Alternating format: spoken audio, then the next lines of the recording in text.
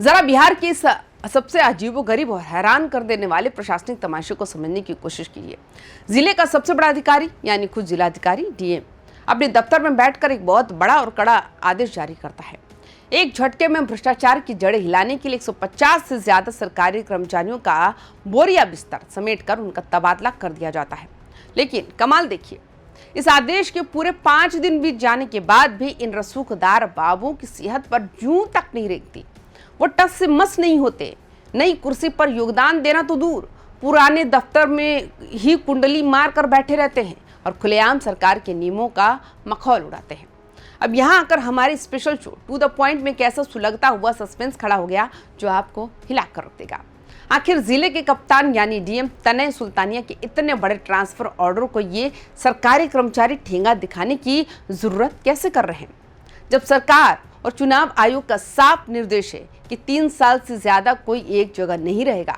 तो फिर इन कुर्सियों के पीछे ऐसा कौन सा चुंबकीय फेविकोल लगा है कि बाबूजी हटने को तैयार ही नहीं है? क्या भोजपुर के भीतर चल रहे इस भयंकर प्रशासनिक गतिरोध के तार सीधे जाकर जुड़ते हैं हाल ही में हुए बिहार के सबसे चर्चित और विवादित भरत तिवारी एनकाउंटर केस से?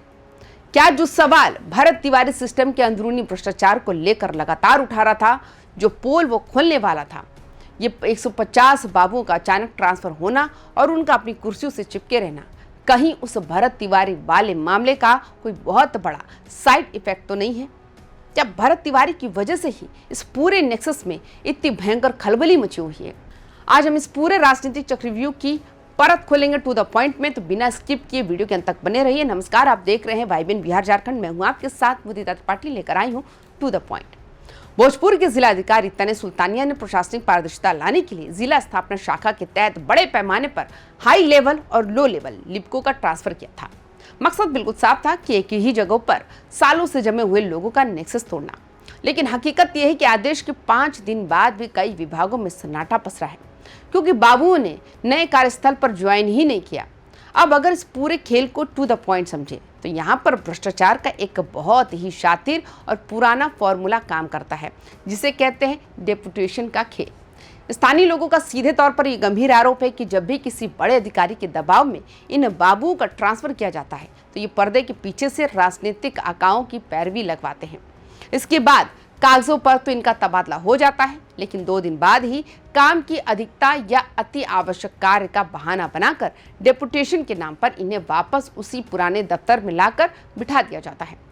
हालत ये हो चुकी है कि मौलाबाग के रहने वाले अवध बिहारी प्रसाद और शिवगंज के कौशल कुमार जैसे आम नागरिकों का गुस्सा अब सड़कों पर फूट पड़ा है। लोगों का साफ कहना है कि भोजपुर के कई सरकारी दफ्तरों में ऐसे ऐसे बाबू बैठे हैं जो पिछले 15-15 सालों से एक ही टेबल से चिपके हुए हैं।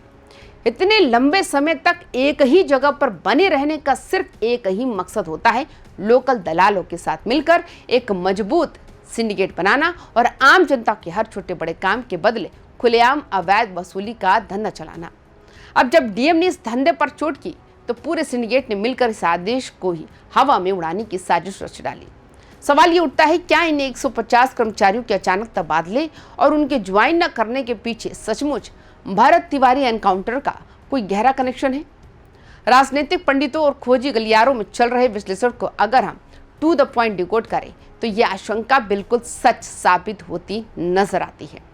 भरत तिवारी सिस्टम के भीतर चल रहे जिस बड़े सिंडिकेट अवैध वसूली और फाइलों के हेर फेर के खिलाफ आवाज उठा रहा था भोजपुर में, जो गंभीर सवाल वो लगातार प्रशासन के उच्च पदों पर बैठे लोगों से पूछ रहा था, कहीं ये ट्रांसफर उसी का नतीजा तो नहीं है? कहीं ऐसा तो नहीं है कि भरत तिवारी की मौत के बाद जो भयंकर जनाक्रोश भड़का है और जिस तरह से ब्राह्मण समाज और आम जनता एनडीए सरकार के खिलाफ लामबंद हो रही है, उसे शांत करने के लिए प्रशासनिक अमले में ये हड़बड़ाहट दिखाई गई? सरकार और जिले के आला अधिकारियों को शायद ये डर सता रहा था, अगर भरत तिवारी द्वारा उठाए गए सवालों की आंच इन दफ्तरों तक पहुंची तो 15-15 साल से एक ही जगह जमे इन बाबुओं की अलमारियों से ऐसे ऐसे राज बाहर निकलेंगे जो पूरी सरकार को बैकफुट पर ला देंगे।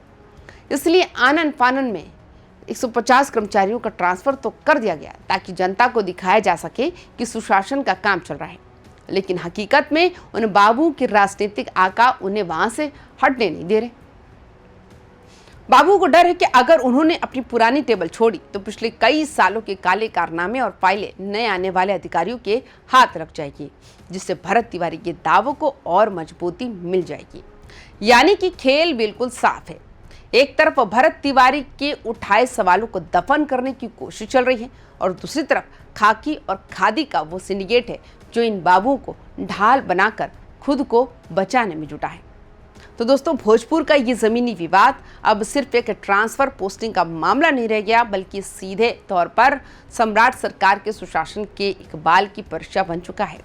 जिले के लोग अब सड़कों पर उतरकर प्रशासन से ये मांग कर रहे हैं कि जिलाधिकारी के आदेश का सख्ती से पालन होना चाहिए और जो बाबू समय पर नए दफ्तर नहीं पहुंचे उन्हें सस्पेंड करके उनके खिलाफ विभागीय कार्रवाई की जाए। अब देखना ये होगा क्या डीएम तने सुल्तानिया इन मनभड़ कर्मचारियों पर अपना कड़ा हंटर चलाते हैं या फिर भरत तिवारी के एनकाउंटर के बाद सुलग रही इस राजनीतिक आग के बीच ये सिंडिकेट एक बार फिर जीत जाता है।